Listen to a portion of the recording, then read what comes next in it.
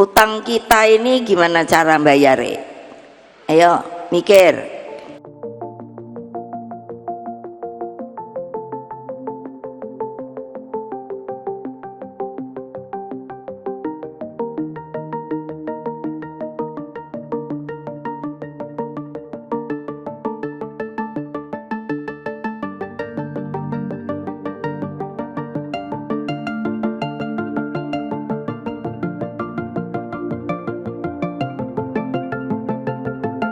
Menarik kepentingan terjadi, bahkan jabatan menteri pun yang ibu dengar nih sekarang ini sudah mulai pada rebutan deh.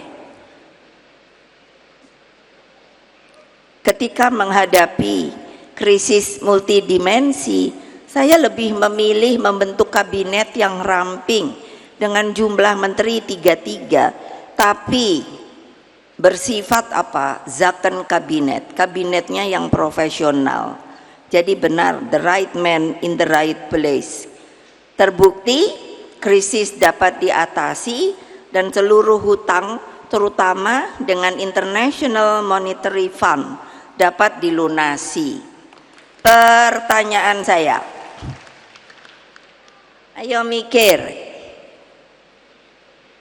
utang kita ini gimana cara bayarnya? Ayo mikir loh, jangan enak-enakan tidur loh. Ayo ibu-ibu itu, kayak apa kalau terjadi? Gimana? Ya silakan.